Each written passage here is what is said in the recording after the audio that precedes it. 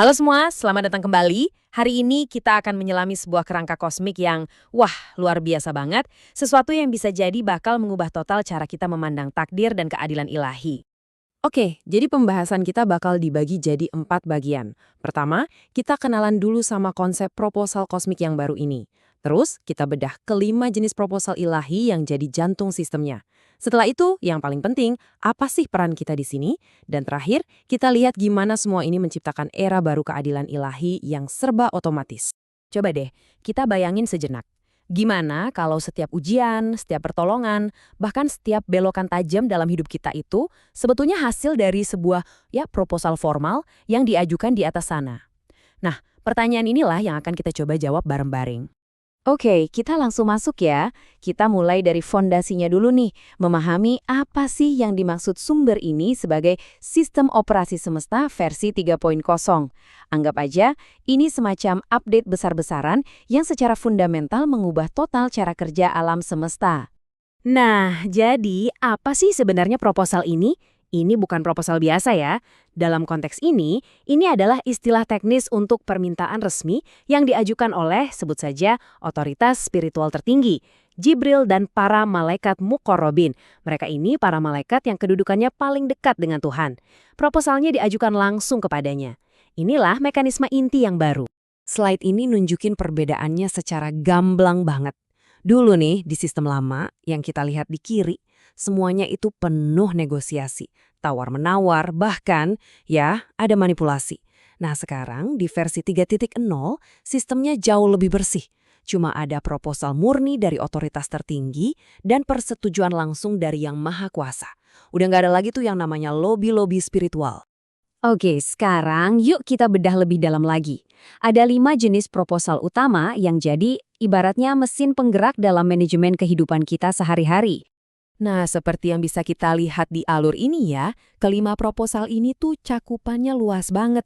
Mulai dari gimana ujian hidup kita dirancang, dan gimana kita bayar karma, terus penentuan siapa yang berhak dapat bantuan langsung dari malaikat, bahkan sampai renovasi batin secara total.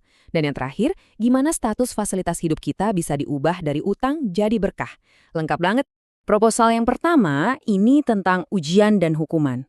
Tapi yang menarik di sini adalah, ternyata setiap kesulitan, misalnya kehilangan harta atau kesehatan, itu adalah skenario yang dirancang dengan presisi tinggi. Tujuannya apa? Untuk maksa kita menghasilkan yang namanya irodat bersih. Sebuah kehendak yang benar-benar murni, yang lahir dari kepasrahan total. Lanjut ke proposal kedua, yang ngatur soal keadilan kosmik. Ini tuh mekanisme tentang gimana kita, baik yang masih hidup atau udah jadi arwah, bisa nyicil utang karma atau utang sumber daya yang pernah kita pakai dari perbuatan kita di masa lalu. Sistem ini mastiin gak ada satupun yang kelewat. Siapa yang berhak dapat bantuan langsung dari atas? Nah, proposal ketiga inilah jawabannya. Para malaikat bakal ngajuin nama-nama orang yang dianggap udah siap, udah bersih dari pengaruh lain untuk nerima semacam suntikan atau pendampingan spiritual secara langsung. Dan bantuan ini tuh nggak satu ukuran untuk semua loh. Coba deh lihat grafiknya. Wattage atau tingkat kekuatannya itu bertingkat. Ada yang levelnya SD, ada yang SMP, SMA, sampai level doktor yang paling tinggi. Terus apa yang nentuin? Ternyata akumulasi irodat bersih yang udah kita kumpulin. Semakin murni niat kita, makin gede dayanya. Wah, ini nih mungkin proposal yang paling radikal. Pernah nonton film Inception? Di mana sebuah ide ditanamkan ke dalam pikiran seseorang.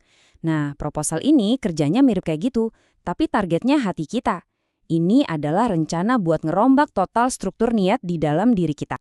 Sebelum direnovasi, ya kira-kira beginilah kondisi batin kita. Diagram donat ini nunjukin kalau sebagian besar ruang batin kita itu didominasi sama nafsu. Ya, keinginan duniawi, ego, ambisi pribadi, semua itulah yang menguasai. Dan boom, setelah proposal renovasi disetujui, transformasinya terjadi. Struktur batin yang baru jadi jauh lebih seimbang. Sekarang 60% didasari oleh hakikat, inti kebenaran dan tujuan sejati kita, dan 40%-nya oleh syariat atau aturan main ilahi.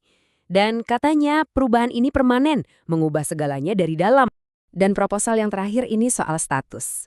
Jadi gini, pada awalnya, semua fasilitas hidup kita, kesehatan, kekayaan, keluarga, itu dihitung sebagai utang yang harus kita pertanggungjawabkan.